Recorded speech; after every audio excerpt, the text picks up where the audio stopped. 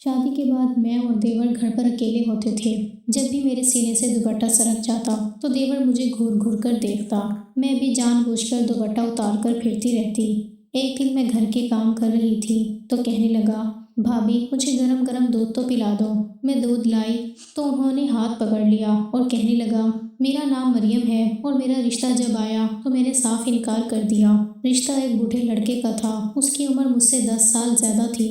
یہ مسئلہ صرف عمر کا نہیں تھا، لیکن میں محسوس کر رہی تھی کہ فرق بہت زیادہ ہے۔ میں صرف 20 سال کی تھی اور اپنی جوانی کے بارے میں خود بھی کچھ سوچتی تھی۔ میں نے فوراً کہا، مجھے نہیں کرنی اس سے شادی، لیکن سب نے کہا کہ یہ بوڑھا نہیں ہے۔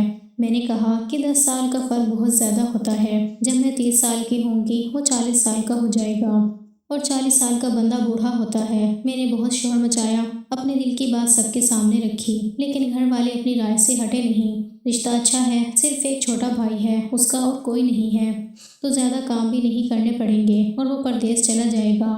یہ سب باتیں میں سنتی رہی، لیکن میرے اندر کی بے چینی بڑھتی جا رہی تھی۔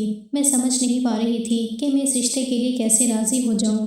میری مرضی کسی نے نہیں مانی۔ میں نے کئی بار کہا مجھے نہیں کرنا، لیکن میرے الفاظ کی کوئی قدر نہیں ہوئی۔ ہر بار میرے اعتراض کو نظر انداز کیا گیا۔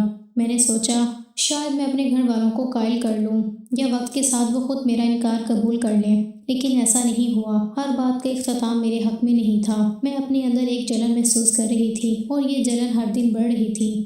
میں نے اپنے کمرے میں بیٹھ کر سوچا کہ یہ سب کیوں میرے ساتھ ہو رہا ہے۔ میری بات کی کوئی اہمیت نہیں تھی، ہر کوئی اپنے مفاد میں مصروف تھا۔ رشتہ دینے والے نے ہر ممکن کوشش کی کہ میرے انکار کو رد کرے، اور میرے گھر والے بھی اس کے حق میں تھے۔ میں نے ہر طرح سے اپنی حالت سمجھانے کی کوشش کی، لیکن کسی نے نہیں سنا۔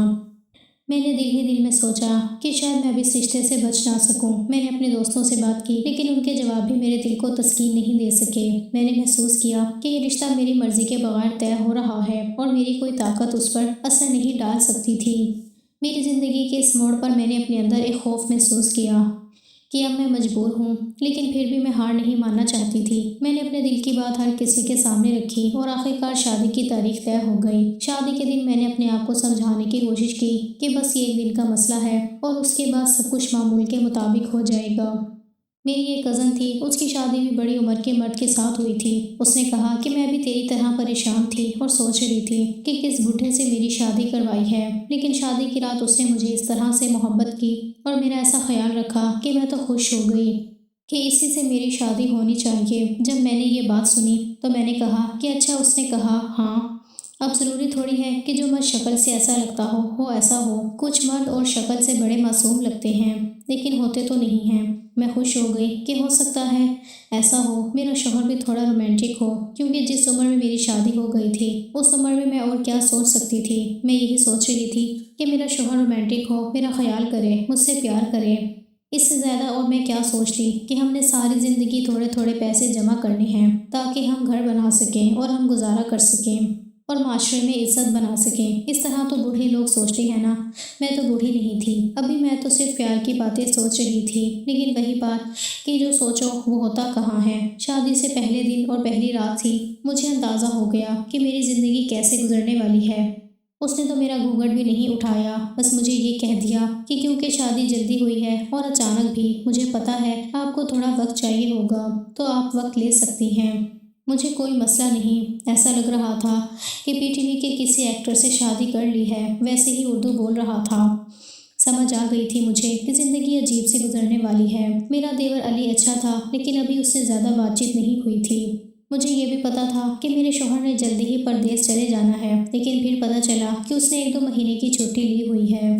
جب اس طرح شوہر نے شادی کے بعد پردیس جانا ہو تو 1-2 مہینے جلدی گزر جاتے ہیں۔ لڑکی کہتی ہے کہ کیوں گزر گئے، لیکن میرے تو گزر ہی نہیں رہے تھے۔ دل کو تسلی بڑی تھی کہ ہو سکتا ہے وقت کے ساتھ سب کچھ ٹھیک ہو جائے، کچھ اچھا ہو جائے، میرے لیے بھی کچھ اچھا سوچا ہو، لیکن دل کی بے چینی ختم نہ ہوئی۔ شادی کے موقع پر میں نے اس کے چہرے کو غور سے دیکھا اور مجھے لگا کہ اس نے اپنی حالت ایسی بنا رکھی ہے جیسے ابھی سے وہ 40 سال کا ہو گیا ہو۔ وہ اپنے آپ کا خیال رکھنا جانتا نہیں تھا۔ اس کے رویے میں ایک سختی تھی جو مجھے قبول نہیں تھی۔ میں نے سوچا کہ شاید میں اپنی زندگی کے سب سے بڑے غلط فیصلے میں پھنس گئی ہوں۔ لیکن وقت کی رفتار رکی نہیں اور سب کچھ ہوا۔ میں نے اپنے گھر والوں کی بات مانی اور شادی کر لی۔ شادی کے بعد میں نے اپنے آپ کو اس کے قریب کرنے کی کوشش کی، لیکن وہ ہر وقت اپنے کام اور اپنی عادات میں مشغول رہتا۔ میں نے محسوس کیا کہ میرے اعتراض اور میری خواہشات کی کوئی اہمیت نہیں ہے۔ میں نے دل ہی دل میں سوچا کہ میں اب اس زندگی کے ساتھ جھیلنے اور میں ہر دن اس چیلنج کا سامنا کرتی رہی۔ میری زندگی کی یہ حقیقت تھی کہ میرے فیصلے میرے اختیار میں نہیں تھے۔ میں نے کوشش کی اپنے دل کو سمجھانے کی کہ شاید وقت کے ساتھ حالات بہتر ہو جائیں، لیکن حالات بدلنے کا نام نہیں لیتے تھے۔ میں نے ہر روز اپنے آپ کو سنبھالنے کی کوشش کی اور ہر روز یہ احساس بڑھتا گیا کہ میں اب صرف اس رشتے کے ساتھ رہنے کے سوا کچھ نہیں کر سکتی تھی۔ میری سوچیں میرے دل کی خواہشات کے خلاف تھیں، لیکن کسی نے میری بات نہیں سنی۔ میری شادی کے بعد بھی میری زندگی پر قابو کسی اور کا تھا۔ میں نے اپنی نوجوانی کی خواہشات کو دبا دیا اور بس اپنے کردار کو قبول کیا جو مجھے دیا گیا تھا۔ میں نے دل ہی دل میں سوچا میں اب اپنے دل کی نہیں سنتی اور بس اس زندگی کو جھیلتی رہوں گی۔ اس کے رویے میں کبھی نرمی نہیں آئی، کبھی کسی طرح کی محبت یا توجہ نظر نہیں آئی۔ میں نے ہر دن اپنے دل کی تنہائی محسوس کی۔ میں نے سوچا کہ شاید میں اپنی مرضی کے بغیر اپنی زندگی گزار رہی ہوں، لیکن کوئی بھی میرے دل کی سننے والا نہیں تھا۔ میں نے اپنے اندر ایک خاموشی پیدا کر لی اور بس ہر دن کو گزارنا شروع کر دیا۔ میں نے محسوس کیا کہ میری زندگی کی ہر خوشی اور ہر دکھ میرے اختیار میں نہیں ہے۔ ہر فیصلہ میرے گھر والوں اور میرے شوہر کے ہاتھ میں تھا۔ میں نے دل ہی دل میں قبول کیا کہ میں اب اپنی زندگی کے ساتھ جھیلنے کے لیے مجبور ہوں، اور یہ حقیقت ہے کہ میں اپنی مرضی سے کچھ نہیں کر سکتی۔ میرے شوہر کو ایسی لڑکیاں پسند تھیں جن کو قربانی دینے کی بیماری ہوتی ہے، یعنی کہ جیسے گھر میں اگر کھانا کم ہے تو وہ قربانی دے دے تو وہ بڑا خوش ہوتا تھا۔ وہ کہتا تھا کہ عورت کا تو مطلب ہی ہے قربانی، عورت تو پیدا ہی قربانی دینے کے لیے ہوئی ہے، اور عورت کا صبر تو اللہ کو بڑا اچھا لگتا ہے۔ وہ یہ کہاں لکھا ہے کہ عورت کا صبر اللہ کو اچھا لگتا ہے؟ اگر ایسا ہوتا تو اللہ عورت کے لیے اتنے سارے حق حقوق کیوں رکھتا؟ بھلا وہ تو یہی کہتا کہ بس صبر کرتی جاؤ اور میں تم سے خوش ہوں۔ میں نے شادی کے بعد اپنی روزمرہ کی زندگی شروع کی، لیکن ہر دن ایک طرح کی کیفیت کے ساتھ گزرتا۔ میں نے محسوس کیا کہ میرے فیصلے میرے اختیار میں نہیں ہیں۔ میں نے دل ہی دل میں سوچا کہ شاید یہی میری قسمت ہے اور مجھے اس کے ساتھ رہنا ہی ہے۔ میری زندگی کے ہر لمحے میں یہ احساس رہتا کہ میں اپنے فیصلے خود نہیں کر سکتی، اور ہر دن میری بے چینی بڑھتی گئی۔ میں نے سوچا کہ شاید میں اپنی زندگی میں کبھی آزادی محسوس نہ کر سکوں۔ میں نے ہر دن اپنے دل کے سننے کی کوشش کی، لیکن کوئی اثر نہیں ہوا۔ میں نے دل ہی دل میں سمجھا کہ اب بس جھیلنا ہے اور یہ حقیقت قبول کرنی ہے کہ میں اپنی زندگی کے فیصلے خود نہیں کر سکتی۔ میری شادی کے بعد کی زندگی بس ایک مسلسل جدوجہد ہے، ایک مسلسل تحمل ہے۔ ہر دن نئے چیلنج کے ساتھ آتا ہے اور میں اس کے ساتھ رہنے کے سوا کچھ نہیں کر سکتی۔ یہ حقیقت ہے کہ میں اپنی مرضی سے کچھ نہیں کر سکتی۔ میری زندگی کی ہر صبح اور ہر شام اسی حقیقت کے ساتھ گزرتی ہے اور میں بس جھیلتی رہتی ہوں۔ اس گھر میں ایک علی ہی تھا جو مجھے تھوڑا تھوڑا اپنا جیسا لگتا تھا، لیکن فی الحال وہ بھی مجھ سے ٹھیک سے بات نہیں کرتا تھا۔ اس کے فائنل پیپر ہو رہے تھے، وہ اپنی پڑھائی میں لگا ہوا تھا۔ مجھے گھر کی خاتون خانہ بنا دیا گیا تھا۔ میں اپنے گھر کی چھوٹی بیٹی اس گھر کی خاتون خانہ بن چکی تھی۔ مجھے پورا گھر زمانہ تھا، نہ جانا دیکھنا تھا بلکہ اپنے بوڑھے شوہر کو سنبھالنا تھا۔ مجھے ایسا لگتا تھا کہ میری شادی کو 2 مہینے نہیں بلکہ 10 سال گزر چکے ہیں، اور میری شادی ایسی ہوگی جیسے 10 سال بعد عورتیں بھی ہو جاتی ہیں۔ جن عورتوں کو شادی میں کہو کہ تھوڑا ناچ لو تو وہ کہتی ہیں کہ ہم نے ناچ کے کیا کرنا ہے، جو عجیب سی ہو جاتی ہیں، جو کہتی ہیں ہمارا کیا ہے، بس زندگی گزر رہی ہے۔ جبکہ ابھی شادی کو صرف 2 مہینے ہوئے تھے۔ اس کے بعد میرا شوہر پردیس چلا گیا۔ وہ پہلے سے ہی کہہ چکا تھا کہ اسے کام کے سلسلے میں کچھ وقت کے لیے جانا پڑے گا۔ مجھے اس میں کوئی مسئلہ نہیں تھا، ویسے بھی وہ پہلے بھی اکثر اپنے کام میں مصروف رہتا تھا اور گھر میں رہنا یا نہ رہنا میرے لیے کوئی فرق نہیں رکھتا تھا۔ لیکن میں نے محسوس کیا کہ اس کے جانے کے بعد گھر کی فضا بدل گئی، سب کچھ خاموش اور سنجیدہ تھا۔ لیکن ایک بات بڑی عجیب ہوئی کہ علی کا رویہ اچانک بدل گیا۔ پہلے وہ ہمیشہ خاموش رہتا، مجھ سے بات نہیں کرتا تھا، اکثر مجھے ڈانٹتا یا برا بھلا کہتا تھا، کبھی کبھار ہنسی مذاق میں بھی مجھے نظر انداز کر دیتا تھا۔ لیکن اس کے جاتے ہی علی میرے سامنے ہنستے مسکراتے باتیں کرنے لگا۔ مجھے دیکھ کر وہ خوش نظر آتا تھا اور میں حیران تھی کہ یہ کیسا بدلاؤ ہے۔ میرے دیور کا رویہ بالکل الٹ ہو گیا، وہ اتنا نرم دل اور دوستانہ ہو گیا کہ مجھے خود پر یقین نہ آیا۔ میں نے دل ہی دل میں سوچا کہ کیا واقعی یہی علی ہے جو پہلے مجھے صرف ڈانٹتا رہتا تھا؟ وہ میرے ساتھ بات چیت کرتا، کھانا کھانے کے بعد بھی تھوڑی دیر بیٹھ کر باتیں کرنے لگتا، کبھی کبھی وہ مجھے اپنے کام یا دنیا کی باتیں سناتا اور میں بھی اپنے دل کی باتیں اس سے کہتی۔ یہ سب کچھ ایسا لگتا تھا جیسے وہ پہلے کبھی مجھے جانتا ہی نہ ہو۔ میں حیران اور تھوڑا سا گھبرا بھی رہی تھی کہ یہ تبدیلی اچانک کیسے آ گئی تھی۔ پہلے مجھے اپنی بھابھی سے 4 فٹ دور رہنے کو کہا جاتا تھا اور میں ہمیشہ سوچتی رہی کہ شاید علی واقعی مجبوری کی وجہ سے سخت رویہ رکھتا تھا، لیکن اب وہ میرے قریب تھا اور ہم ایک دوسرے سے بات کر سکتے تھے۔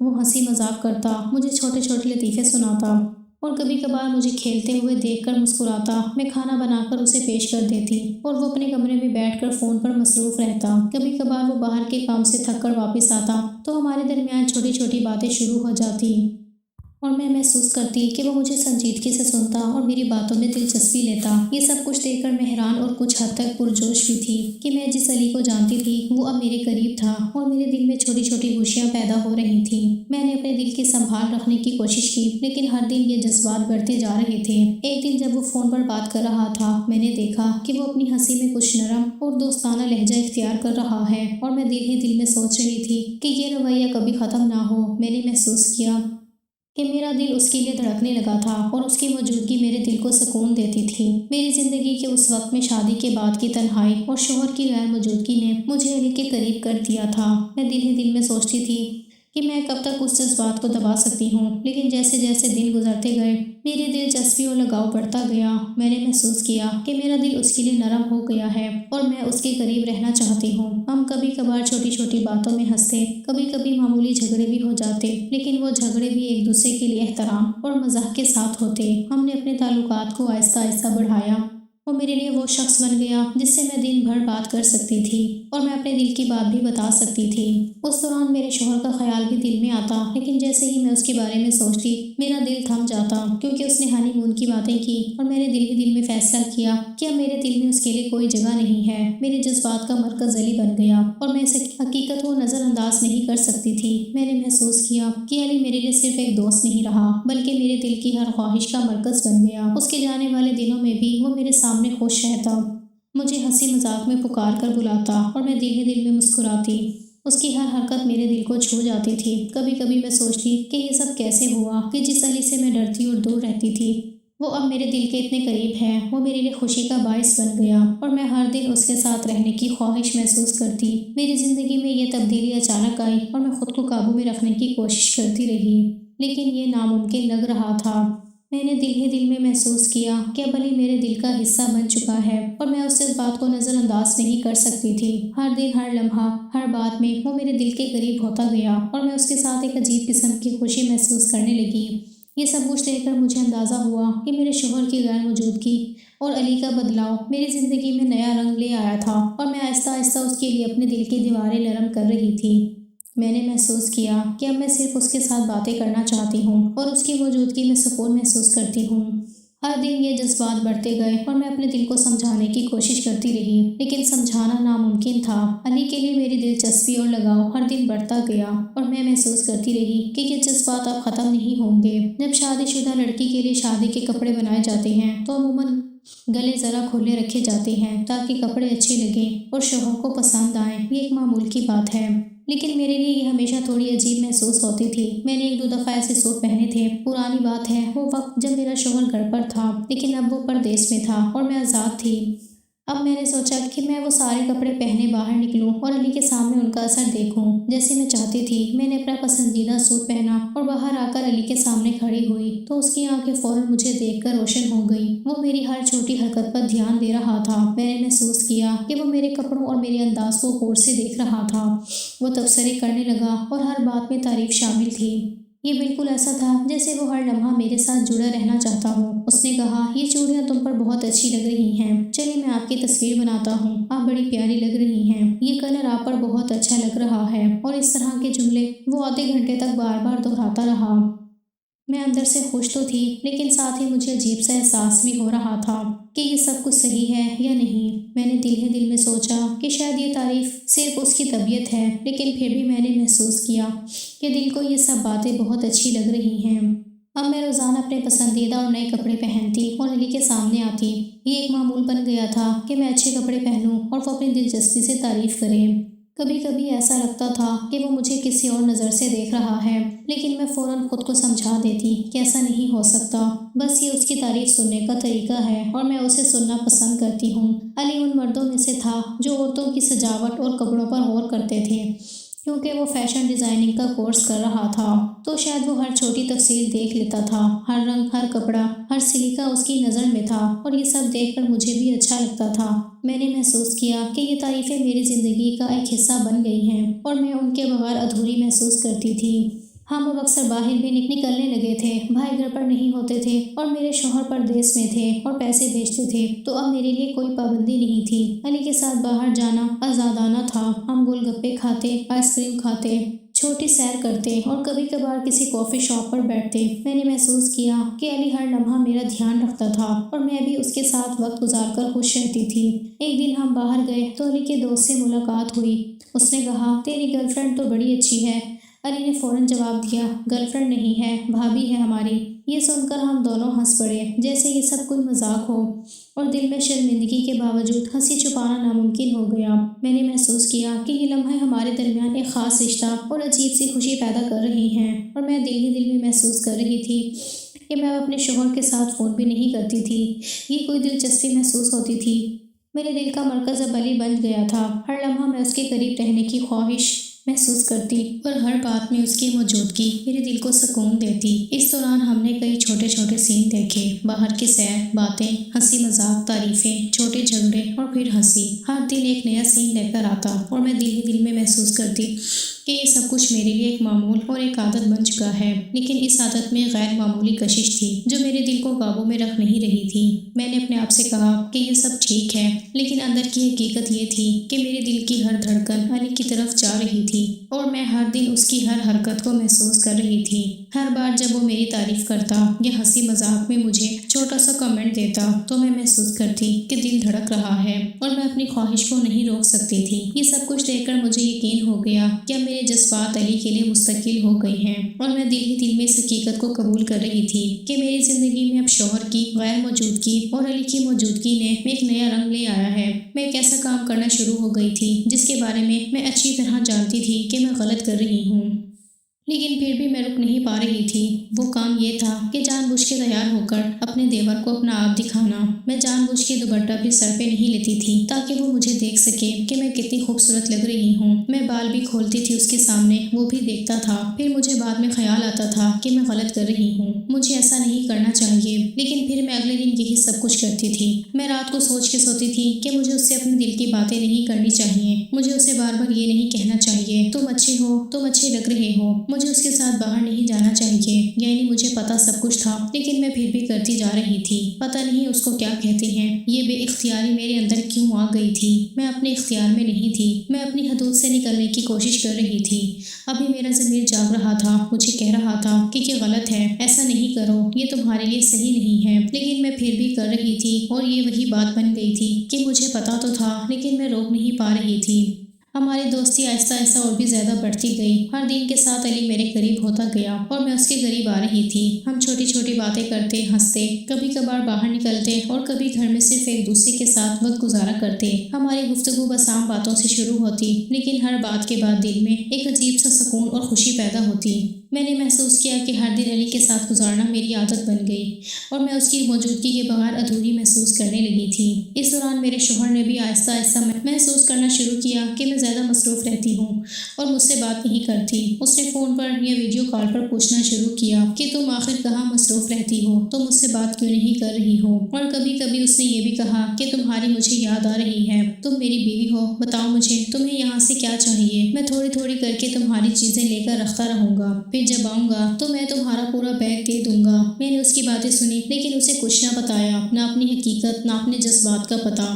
اسے لگا کہ میں اسے کچھ چھپا رہی ہوں اور وہ بھی پریشان ہونے لگا۔ وہ چاہتا تھا کہ میں کھل کر بات کروں، لیکن میں نے ہمیشہ چپ رہنا بہتر سمجھا۔ میں نے محسوس کیا کہ اس کا دل بے چین ہے اور وہ واقعی اپنی بے چینی ظاہر کر رہا ہے۔ اس دن میں نے دل ہی دل میں سوچا کہ شاید یہ سب میرے شوہر کی محبت اور فکر ہے، لیکن ساتھ ہی میں نے یہ بھی محسوس کیا کہ میری دلچسپی اور لگاؤ علی کے ساتھ کہیں زیادہ ہے۔ آہستہ آہستہ ایک دن کھل کے بات ہوئی اور میں نے اپنے دل کی حقیقت بیان کی۔ اس نے سن کر کہا کہ میں جانتا ہوں میں تمہیں محبت نہیں دے پایا، لیکن میں مصروف تھا، بس میرے سر پر ٹینشن تھی، लेकिन अब जब मैं वापस आऊँगा तो सब कुछ नॉर्मल होगा और मैं तुम्हें बहुत अच्छी तरीके से रखूँगा और तुम्हारा बहुत ख्याल रखूँगा। उस वक्त के लिए मुझे उसकी बातें अच्छी लग रही थी। मैंने दिल ही दिल में महसूस किया कि शायद ये सब कुछ मेरे शौहर की तरफ से मोहब्बत और फिक्र है। लेकिन जल्द ही मैंने ये सब भूलकर अली के शहर में दोबारा डूब जाना शुरू कर दिया। अब अली की मौजूदगी और हमारे छोटे छोटे लम्हे मेरे दिल की सबसे बड़ी ख्वाहिश बन गए। हम दोनों अब ना सिर्फ हंसी मजाक करते बल्कि एक दूसरे के दिल की बातें भी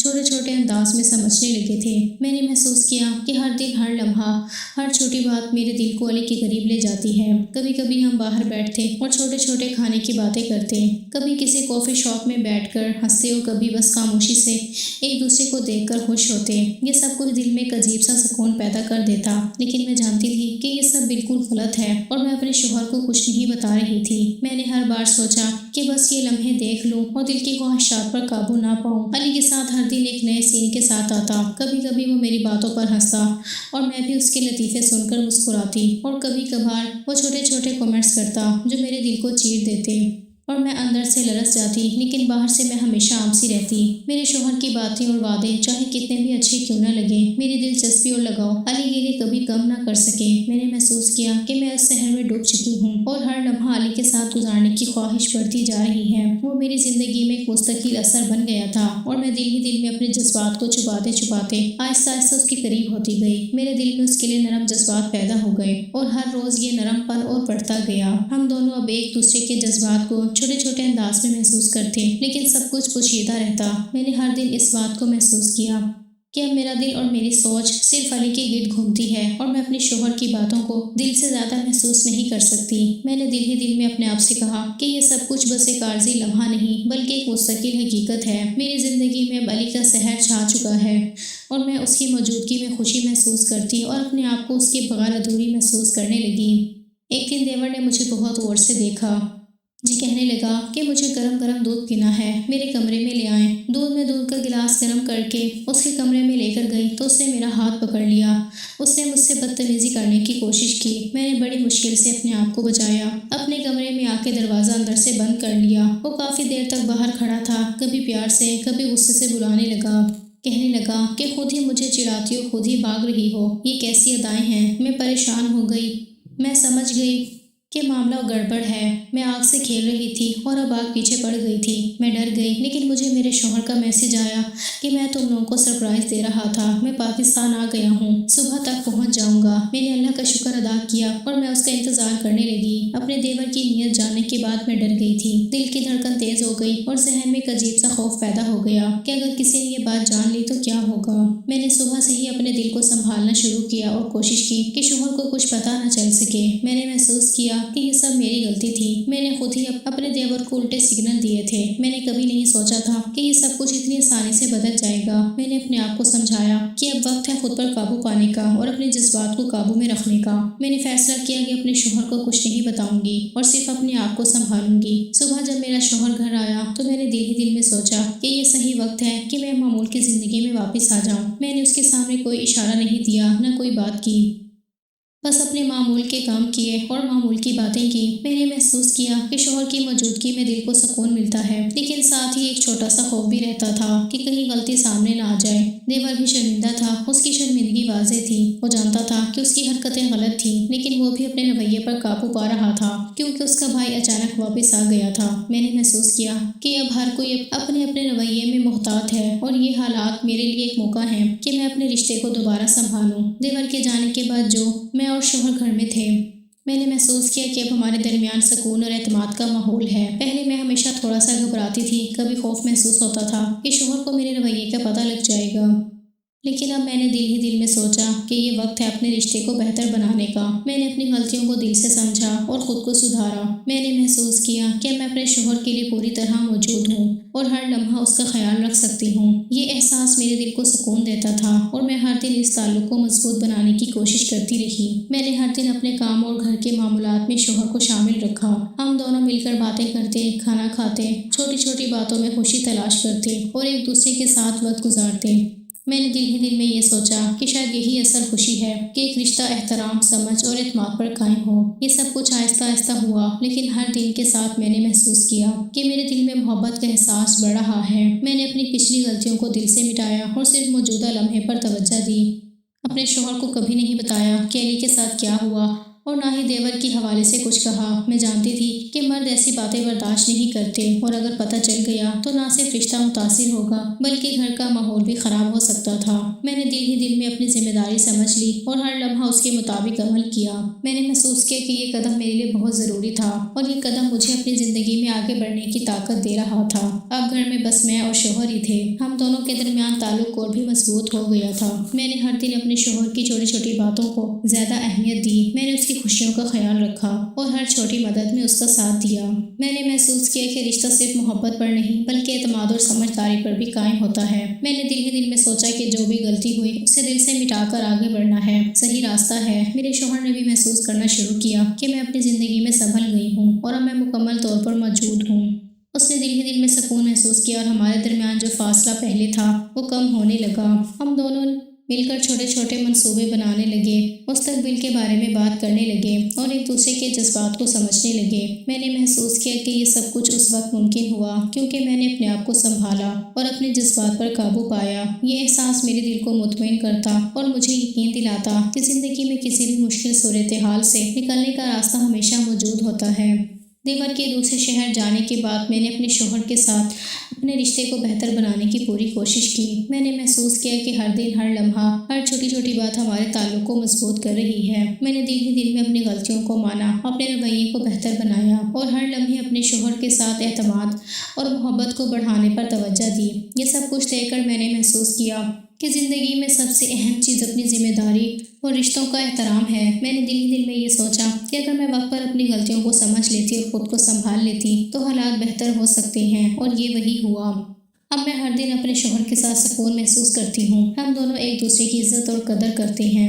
میں نے محسوس کیا کہ زندگی میں ہر رشتہ قابل قدر ہے اور ہر غلطی کو سدھارنے کا وقت ہمیشہ موجود ہوتا ہے۔ میں نے دل ہی دل میں یہ سوچا کہ میں مستقبل میں کسی بھی مشکل لمحے میں اپنے رویے اور فیصلوں کے ذریعے سب کچھ بہتر بنا سکتی ہوں۔ میں نے اپنی پچھلی غلطیوں سے سبق سیکھا اور اپنی زندگی کے ہر لمحے کو قدر کی نگاہ سے دیکھنا شروع کیا۔ میری زندگی کا یہ تجربہ یہ سکھاتا ہے کہ ہر انسان غلطی کر سکتا ہے، لیکن اصل طاقت یہ ہے کہ ہم وقت پر اپنی غلطیوں کو سمجھیں، اپنے رویے کو بہتر بنائیں اور اپنے رشتوں کی قدر کریں۔ میں نے محسوس کیا کہ خود پر قابو پانا اور ذمہ داری لینا سب سے بڑی طاقت ہے۔ اگر ہم اپنے دل اور دماغ کو صحیح سمت میں استعمال کریں تو زندگی کے سب سے مشکل لمحے بھی آسان ہو جاتے ہیں۔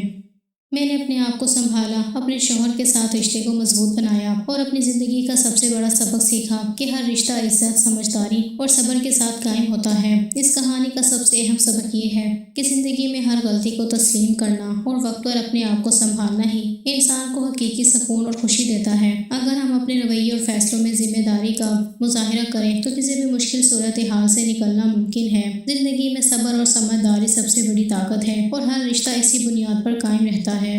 میں نے اپنی غلطیوں سے سبق سیکھا اور اپنے شوہر کے ساتھ اپنی زندگی کو بہتر بنایا، اور یہ فیصلہ میری زندگی کا سب سے اہم اور بہترین فیصلہ ثابت ہوا۔